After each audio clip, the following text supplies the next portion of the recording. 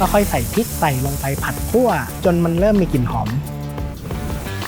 ข้าวกะเพราเนื้อสับผัดพริกแห้งครับขอบคุณครับ ปิ๊งไอเดียว่าถ้าฟิวชั่นพี่ก็อยากฟิวชั่นเป็นอาหารเหนือก็เลยได้เป็นเมนูกะเพราไส้อั่ว โอมปลุกลุกกูจะปลุกทั้งกะเพราบ้านกะเพราป่ากูจะปลุกครูบาอาจารย์ที่สั่งสอนกูมาให้นำความอร่อยรสเลิศแดกกะเพราของกู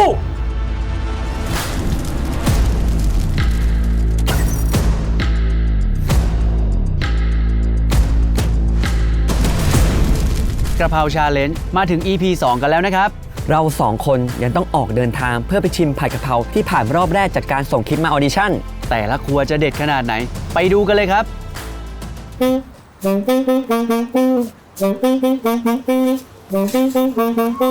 สวัสดีครับลาทุกท่านละตัวผมนั้นชื่อกฤตเดชจันมณีอายุตอนนี้41เต็มพอดีอาชีพตอนนี้เปิดร้านคุณชายถนัดสะ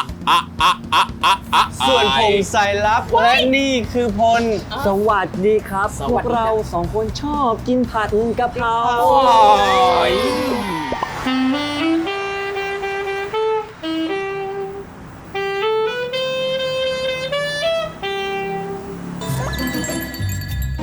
ต้องบอกเลยว่าในบรรดาผู้เข้าแข่งขันเนี่ยเป็นคนเดียวคลิปเดียวที่ร้องเพลงมีแหล่มีอะไรจริงๆแล้วดนตรีมันคือสายเลือดเพราะเราเรียนดนตรีมาตั้งแต่ต้นครับแล้วก็จากโควิดครับก็รู้อยู่มันไม่รู้จะทำอะไรผมไม่รู้จะทำอะไรจริงครับโควิดนี่ก็เห็นอะไรที่เขาขายดีนั้นขายหมดเลยครับก็สุดท้ายก็มาจบที่กะเพรานี่แหละครับโอมปลุกลุกกูจะปลุกทั้งกะเพราบ้านกะเพราป่ากูจะปลุกครูบาอาจารย์ที่สั่งสอนกูมาให้นำความอร่อยรสเลิศแดกกะเพราของกูครับผมตอนนี้ก็มาถึงกับสูตรเด็ดสุดดังสูตรที่มันปังของผมนะครับซอสผัดถนัดซ้ายเดี๋ยวผมจะปรุงให้ดูเลยนะครับผมว่ามีส่วนผสมอะไรกันบ้างครับผมตอนนี้ก็เป็นซอสญี่ปุ่นครับผมซอสญี่ปุ่นซอสญี่ปุ่นนี่ง่ายมากครับจับดูปุ๊บอีใต้ได้เลยแปะนะครับต้องนี้ได้เลยฮะนี้ได้เลยซอสหอยนางรมครับผมนะครับผมอันนี้ว่าเป็นหอยครับหอยครับผมมันจะแบบแหมไม่เอานี่ครับเดี๋ยวมันมีเซ็นเซอร์นะฮะ2 อย่างละครับผมนี่เลยฮะแล้วทีเด็ดทีขาดครับผมไม่ได้เลยทีเดียวแล้วซอสของผมที่ขาดตัวนี้ไปนี่ไม่มาไกลถึงขนาดนี้บอกตรงเพราะเห็นแล้วก็รู้เลยเนี่ยอร่อยแน่นอนเนี่ยเพราะว่าเพราะเราใช้ซอสปรุงรสดูพลังงานของซอสฮะเล่นเอามือผมสั่นเลยฮะนี่มีมายากลนะเนี่ยทำไมครับเนี่ยมันมีความอร่อยซ่อนอยู่ในนี้มีพลังจริงอ่ะมีพลังจริงอ่ะเพราะว่าใช้ซอสปรุงรสฝาเขียวที่อยู่ที่ครัวไทยทุกบ้านต้องมีนะถูกครับผมนั่นก็คือซอสปรุงรสฝาเขียวภูเขาทองนั่นเองนี่ฮะแค่กลิ่นนี่ก็อลังการแล้วผมต้องชิมแล้วแหละผมได้กินแล้วต้องชิมนะครับงานนี้ต้องชิมว่ามันเด่นมันดังมันปังยังไงครับผมจบเลยอยู่แล้วจบเลยกลมกล่อมเข้มข้นเข้าเนื้อเพราะผมว่านะเราใช้ซอสปรุงรสฝาเขียวภูเขาทองผมชอบซอสตรงนี้เพราะว่ามีความเป็นเอกลักษณ์ที่สำคัญนะไม่เจือสีไม่ใส่วัตถุกันเสียและไม่ใส่ผงชูรสอีกด้วยผมขายกันขนาดนี้แล้วพี่ช่วยผมขายหน่อยดิจัดไปสิครับผมแหมของดีๆแบบนี้ครับซอสปรุงรสภูเขาทองฝาเขียวขายดีอันดับหนึ่งแม่ยังเฟี้ยวอยู่คู่คนไทยมากกว่า60 ปีรสชาติเจ้มจนติดลิ้นกลิ่นหอมทำจากถั่วเหลืองคุณภาพดีๆใช้เหยาะใช้หมักใช้อุ่นหนุ่มตึงนึ่งแหมจบเลยโคตรเนี้ยและที่สำคัญนะเป็นซอสที่สำคัญที่สุดในการทำซัดพอร์ตให้ซอสผัดโอเคพี่เราจะเริ่มผัดกันเลยไหมครับผมมาเจอกันเลยครับกับเมนูที่ชื่อว่ากะเพราแดกคนที่ฉันรักครับผมชื่อกันชื่อเอาเลยครับเริ่มเลยพี่เริ่มแรกนะครับเราจะใส่น้ำเปล่าเป็นตัวผัดตัวกะเพราเนื้อไข่ขุ่นเนี่ยเราจะใช้มันเนื้อ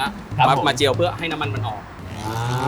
ให้เอาน้ำมันของเขาเนี่ยออกมาแทนน้ำมันที่ว่าครับผมนะครับผมก็จะเจียวตัวนี้ให้สุกก่อนซึ่งเนื้อร้านผมก็บอกเลยนุ่มฮะนุ่มพริกที่ผมใช้คือเป็นพริก2แบบก็คือพริกแดงจินดาที่เป็นพริกสดครับผมแล้วก็เป็นพริกแห้งย่อส่วนนี่คือเขาจะมีความเผ็ดร้อนนะครับแล้วก็ตัวกระเทียมเนี่ยตอนแรกผมใช้กระเทียมไทยแต่ว่าเรามาสังเกตจากลูกค้าเนี่ยเขาเขี่ยเปลือกกระเทียมออกไอเราคิดว่ากระเทียมโทนเหมือนกระเทียมโทนที่อยู่ในโหลครับมันจะหวาน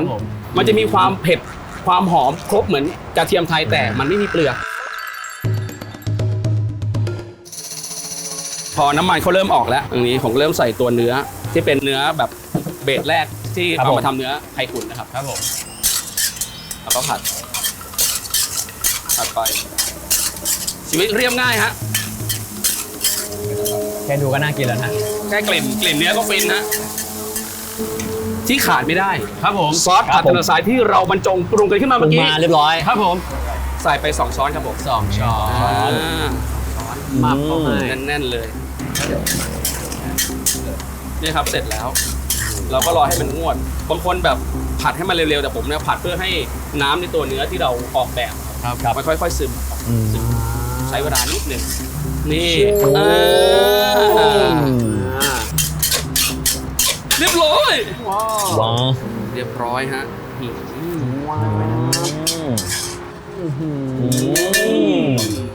เรียบร้อยครับกะเพราเนื้อแดกคนที่ผมรักครับผม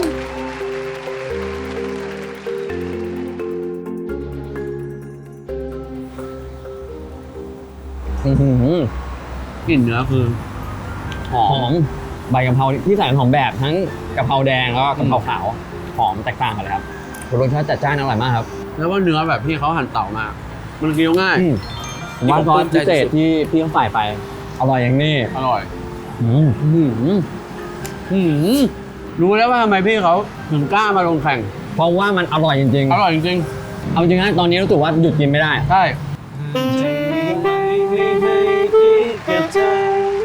หากมีเธอแล้วไม่ให้รักเธอ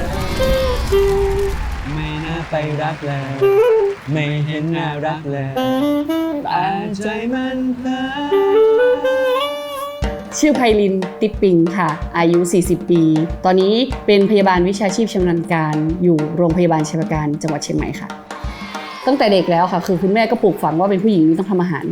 ได้เป็นทุกวันนี้ก็ทำอาหารเองก็แทบทุกวันทำให้คุณพ่อคุณแม่แล้วก็ลูกทานที่บ้านคือพี่ปกติพี่ติดตามน้องสายลับกับน้องพลมาก่อนหน้านี้ค่ะตั้งแต่ซีรีส์เรื่องที่แล้วค่ะก็ติดตามมาตลอดก็รู้ว่าเขาแถลงข่าวแล้วเขาก็บอกว่ามีรายการกะเพราชาเลนจ์ตอนนั้นที่ได้ยินข่าวนี่ไม่ได้คิดเลยนะคะไม่คิดเลยค่ะจุดเปลี่ยนที่ทำให้เราแบบตัดสินใจเลยใช่ไหมคะคือเพื่อนนะคะในกลุ่มยุยงบอกว่าถ้าทำแล้วมันบังเอิญได้เข้ารอบเนี่ยเราจะได้เจอน้องค่ะเราได้เจอสายลับกับพลแน่ๆพอเรารู้ว่าเราจะสมัครกะเพราชาเลนจ์ใช่ไหมคะเราก็เลยลองไปชิมกะเพราค่ะทั่วทุกอำเภอทั้งอำเภอเลยค่ะที่แบบร้านไหนที่เขาว่าเด็ดพี่ก็ไปเผื่อจะปิ๊งไอเดียอยู่มาวันนึงพี่ก็ไปกินข้าวกับเพื่อนค่ะก็ไปกินกะเพราเหมือนกันนะคะวันนั้นเนี่ยค่ะแล้วก็คุยกันกับเพื่อนที่เป็นพยาบาลกับนักโภชนากรของโรงพยาบาลนักโภชนากรเขาก็เลยลองแนะนำว่าเราทำเป็นเมนูแบบฟิวชั่นนี่ค่ะต่างชาติทำแบบเหมือนลูลานค่ะม้วนๆเอากะเพราผัดๆแล้วก็ม้วนๆหรือปิ๊งไอเดียว่าถ้าฟิวชั่นพี่ก็อยากฟิวชั่นเป็นอาหารเหนือก็เลยได้เป็นเมนูกะเพราไส้อั่วขั้นตอนการเผาไส้อั่วนี่ก็คือการเริ่มตั้งแต่เตรียมเครื่องพริกแกงของกะเพราเลยค่ะก็มีกระเทียมค่ะแล้วก็พริกแห้งนะคะแล้วก็มีพริกสดด้วยค่ะพริกจินดาสดมีหอมแดงค่ะเอามาพี่จะใช้ปั่นนะคะเพราะว่ามันเข้าเนื้อกว่าค่ะหลังจากนั้นก็เอามาผสมกับเนื้อหมูติดมันผสมกันแล้วก็หมักทิ้งไว้สักครู่ค่ะจากนั้นก็เตรียมไส้หมูที่สำหรับเอาไว้ยัดไส้อั่วค่ะล้างให้มันสะอาดแล้วก็มันจะเสียเวลาตอนขั้นตอนยัดค่ะแต่พอดีว่าพอเรามีเครื่องมือมันก็จะไวหน่อยนะคะแล้วก็พอยัดไส้อั่วเสร็จเราจะเอาไส้อั่วที่เรายัดแล้วเนี่ยเอาไปนึ่งพอนึ่งเสร็จเราก็จะเอาตั้งในกระทะค่ะเหมือนเราจี่เหมือนเราย่างให้มันเกรียมๆให้สีมันขึ้นค่ะเพราะความจริงปกติแล้วไส้อั่วเราจะย่างเตาถ่านค่ะมันถึงจะหอมค่ะแต่ว่ามันจะใช้เวลานานมากค่ะเป็นชั่วโมงเลยกว่ามันจะสุกค่ะอันนี้เรารัดขั้นตอนก็อร่อยเหมือนกันค่ะแล้วก็พอย่างเสร็จก็เสิร์ฟได้เลยค่ะง่ายๆเมนูไส้อั่วของเราจะมีซอสกะเพราค่ะซอสกะเพราพี่ก็จะมีใส่เครื่องปรุงรสซีอิ๊วขาวน้ำมันหอยมีพริกแห้งมีกระเทียมแล้วก็มีกะเพราค่ะเวลาเรากินแล้วก็กินกับข้าวสวยกินกับไส้อั่วแล้วก็เอาซอสกะเพราราดลงไปอร่อยค่ะรสชาติกะเพรามันต่างจากไส้อั่วตรงที่ไส้อั่วมันจะมีเครื่องเทศของตัวเครื่องเทศไส้อั่วเองเนาะแต่นี้มันคือกะเพราที่อยู่ในไส้อั่วอร่อยดีค่ะยังไงก็ถึงแม้ว่าจะเป็นพยาบาลนะคะไม่ได้มีฝีมือด้านการทำอาหารมากเท่ากับเชฟปกติค่ะแต่ว่าพี่ก็อยากให้ทุกคนช่วยส่งกำลังใจให้พี่ด้วยนะคะรวมถึงน้องๆรักดีไม่มีถั่วฝักยาวค่ะฝากเป็นกำลังใจให้พี่ด้วยนะคะ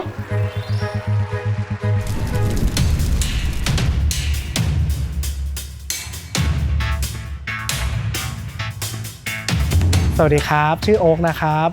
ตอนนี้อายุ33ปีนะครับตอนนี้ทำงานบริหารร้านอาหารบ้านน้ำเคียงฟ้าแล้วก็ทำงานอาชีพส่วนตัวด้วยครับของผมก็ได้เริ่มช่วยตั้งแต่ม.ปลายเลยเริ่มจากการเป็นเด็กเสิร์ฟก่อนที่ร้านเริ่มจากงานง่ายๆก่อนครับแล้วก็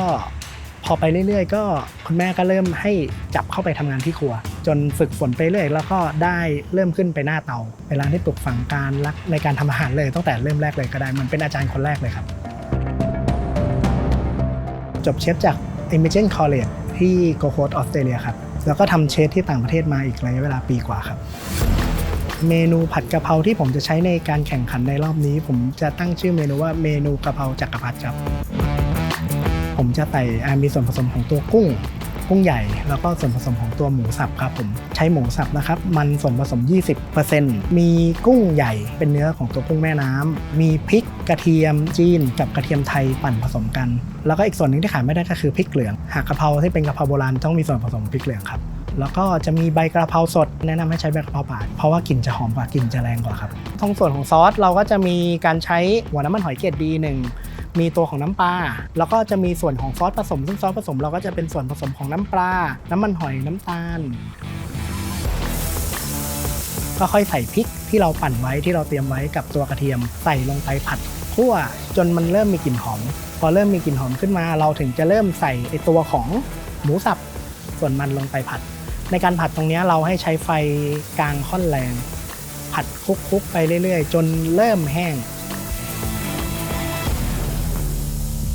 เมื่อผัดไปเสร็จแล้วปุ๊บเราก็จะใส่ซอสตัวของน้ำปลาหัวน้ำปลาลงไปใส่ซอสตัวน้ำมันหอยแล้วก็ใส่ซอสผสมใส่ลงไปตอนที่ผัดเสร็จก่อนที่จะใส่น้ำซุปขั้นตอนแรกก็คือใส่ใบกะเพราสดลงไปรอบแรกการใส่ใบกะเพราสดลงไปรอบแรกเพื่อให้เกิดตัวน้ำมันกะเพราออกมาแล้วเกิดความอโรมาในรอบแรกใส่น้ำซุปลงไปประมาณ1ถ้วยเล็กระหว่างนี้ผมก็จะใช้วิธีการเปิดไฟแรงเพื่อคั่วให้มันแห้งให้ตัวน้ำซุปมันแห้งลงพอตัวน้ำซุปแห้งลงเสร็จปุ๊บเราก็จะเริ่มใส่ตัวพริกเหลืองเนี่ยจะให้ความอโรมาอาจจะมีกลิ่นของตัวเองแล้วเราก็จะใส่ใบกะเพรารอบที่2ลงไปแล้วเราก็คั่วไปเรื่อยๆจนเริ่มแห้ง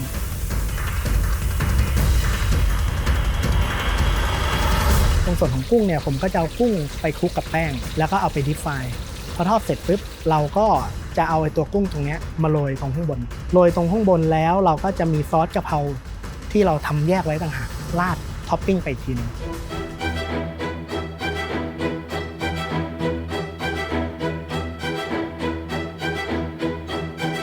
สำหรับเมนูนี้ผมมั่นใจ 100% ครับ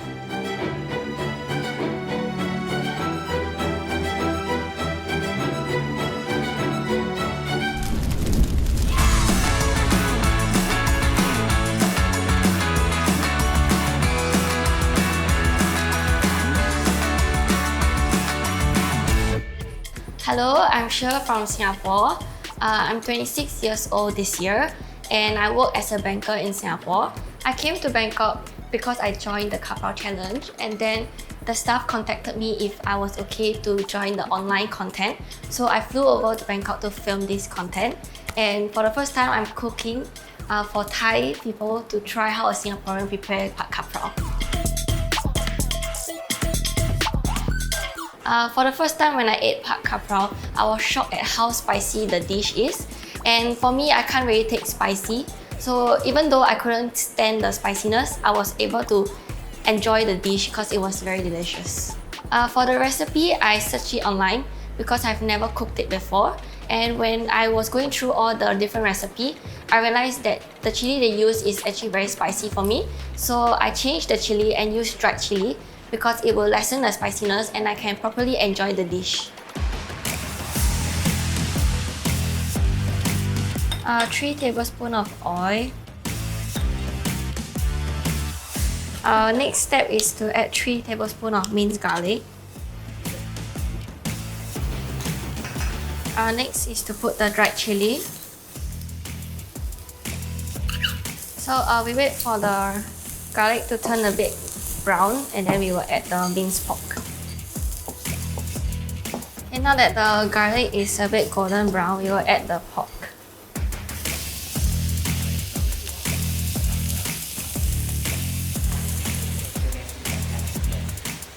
1 teaspoon of sugar. 1 teaspoon of fish sauce, 1 tablespoon of light sauce, 2 teaspoons of oyster sauce, and 2 teaspoons of dark sauce.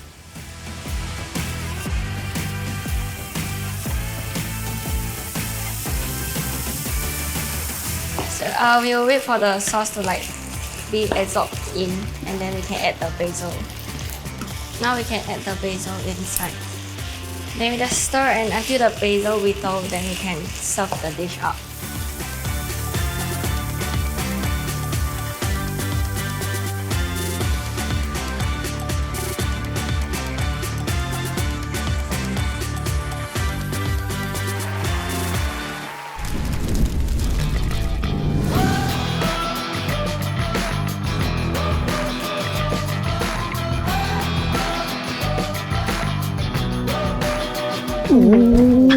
มาถึงแล้ว ร้านนี้รอคอยมานานมาก โอ้พี่สายรอนานแค่ไหนผมรอนานยิ่งกว่า เอาเลยไหม เอาเลยดีกว่า ไปเลยดีกว่าชับ สวัสดีครับ สวัสดีครับ นี่เชฟนนท์นะครับอยากจะถามเชฟนนท์ว่าร้านเนี้ยมีถึง 5 สาขาเนี่ยมีสาขาอะไรบ้างครับ มีบุรีรัมย์แล้วก็สุรินทร์โคราชขอนแก่น แล้วก็มาที่กรุงเทพสาขาแรกบรรทัดทองครับจุดเริ่มต้นของร้านก็คือจำได้ว่าช่วงนั้นเป็นโควิดครับผมโควิดแล้วก็ทำเป็นเมนูกะเพราแต่ว่าขายแค่ใน Delivery พอขายแล้วได้ผลตอบรับดีนะครับลูกค้าชมนะครับแล้วก็ยอดขายดีเหมือนเขาเชียร์ทำไมไม่เปิดสาขาเพิ่มล่ะอะไรแบบเนี้ยก็เลยขยายตามเสียงตอบรับของลูกค้า แล้วจุดเด่นของกะเพราคืออะไรบ้างครับ ของร้านเราจะแบบผัดแห้งครับเข้มข้นนะครับแล้วก็เผ็ดที่ร้านมีเมนูเด็ดนะครับก็คือข้าวกะเพราเนื้อสับผัดพริกแห้งนะครับจะใช้เนื้อขุนออสเตรเลียนะครับผม อยากจะชิมแล้วอ่ะจริงๆนะอยากชิมแล้ว เชฟพร้อมเลยไหมครับ พร้อมครับผม งั้นเอาเลยครับ ลุยเลยครับผม ลุยเลยครับ วัตถุดิบหลักของเราเลยนะครับเป็นเนื้อสับโคขุนออสเตรเลียนะครับผมจะมีเนื้ออยู่ 80% นะครับผมแล้วจะมีมัน 20% ครับผมเพื่อเวลาผัดจะได้กลิ่นมันของเนื้อจะเตะจมูกขึ้นมาเลย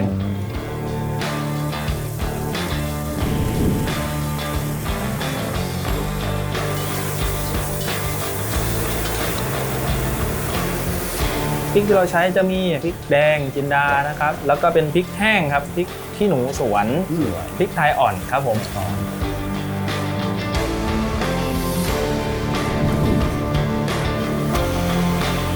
ส่วนใบกะเพราที่เราใช้ก็จะเป็นกะเพราแดงนะครับกะเพราขาวผสมกันเนาะ ข้าวกะเพราเนื้อสับผัดพริกแห้งครับ ขอบคุณครับ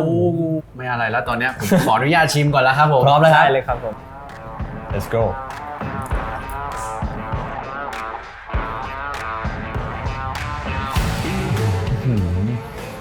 เนื้อที่ถูกต้องอร่อยไหม อร่อยเลย แล้วก็หอมครับ หอมครับ สุดๆครับ เอาแรกผมไม่กล้ากินแบบพริกไทยที่เป็นเม็ดเพราะผมกลัวว่ามันจะนี่หมายไม่ออกพอมากินจริงๆแบบเข้าเราทำไมเพิ่งรู้เขาเรียกว่าเผ็ดร้อนในปากเพราะฉะนั้นหยิบน้ำผมให้หน่อย โอ้โห เดี๋ยวนี้คือมีน้ำเป็นของตัวเอง น้ำดื่มพรีเมียม แน่นอนอยู่แล้ว โอ้ นอกจากคุณภาพน้ำในขวดจะดีแล้วนะ ขวดน้ำยังสวยเตะตายนะฮะ เพราะว่าเป็นดีไซน์ใหม่ของ Sprinkle มันเหมือนแบบสายน้ำเหมือนน้ำแข็งอะไรอย่างงี้ป่ะ เฮ้ย ตาถึงเหมือนกันนะเนี่ย แน่นอนครับผม เขาได้แรงบันดาลใจมาจากทาน้ำแข็งขั้วโลกที่กำลังละลาย นี่เลยเป็นดีไซน์แบบนี้เซเว่นอีเลฟเว่นทุกสาขาก็มีกูเม่มาร์เก็ตวิลล่ามาร์เก็ตฟู้ดแลนด์มีหมด โอ้ยถ้าหาซื้อง่ายขนาดนี้มาจ้ะพี่ขอ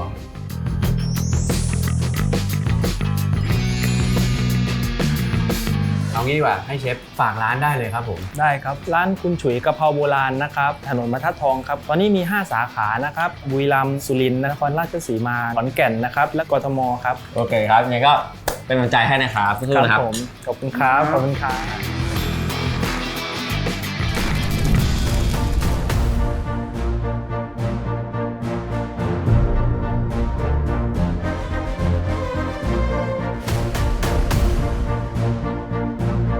สวัสดีครับชื่อเบียร์นะฮะเป็นเชฟอยู่ร้าน Loaf Republic ครับทำที่นี่มาประมาณ4 ปีแล้วฮะ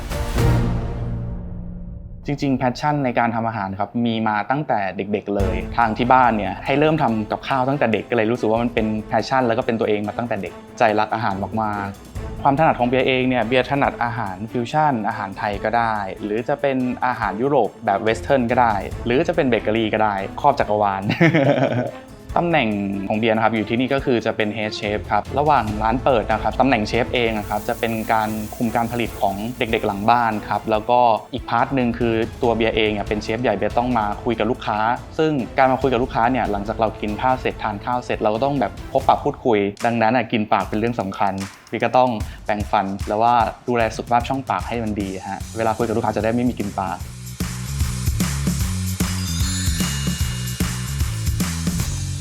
ความเป็นไปเป็นมาของการสมัครใช่ไหมครับจริงๆแล้วคือเพื่อนส่งข้อมูลมาให้ดูว่ามีการแข่งขัน challenge นี้นะแล้วก็เบียร์ก็ทำคลิปส่งมาและอีกอย่างหนึ่งคือเป็นการแข่งขันครั้งสุดท้ายเพื่อทิ้งทวนครับเพราะว่ามีแผนที่จะไปทำงานต่อที่ต่างประเทศครับเมนูกะเพราเป็นเมนูที่เบียร์ชอบอยู่แล้วโดยพื้นฐานครับแล้วก็เบียร์ก็เอามาประยุกต์กับหม่าล่าก็เลยคิดว่าทำยังไงให้เขาเข้ากันได้ก็ใช้เวลาคิดประมาณ3วันโดยประมาณครับก็เริ่มทดลองเมนูนี้ครับชื่อว่าเมนู spicy basil pasta with marry me steak ครับ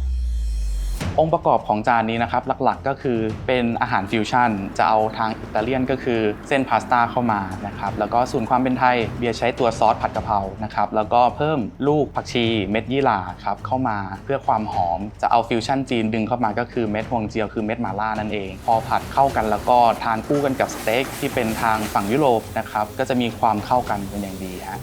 ขั้นตอนสำคัญนะครับเราจะใช้ใบกะเพราแดงตัวใบกะเพราแดงเนี่ยเขาจะมีความหอมแล้วก็มีความเผ็ดร้อนมากกว่ากะเพราบ้านทั่วไปนะครับหรือกะเพราใบใหญ่ๆครับอันนี้ก็เสร็จเรียบร้อยแล้วครับสังเกตดูว่าเส้นเขาจะมีความเงานะครับแล้วก็จะมีสีสันที่สวยงามครับ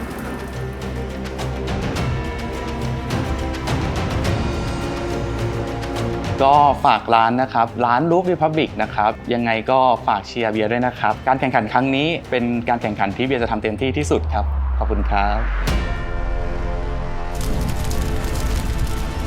บอกเลยครับว่าผัดกะเพราแต่ละครัวต่างก็มีจุดเด่นที่น่าสนใจทั้งนั้นเลยนะครับและใน EP หน้าก็เด็ดไม่แพ้กันแน่นอนห้ามพลาดเลยนะครับ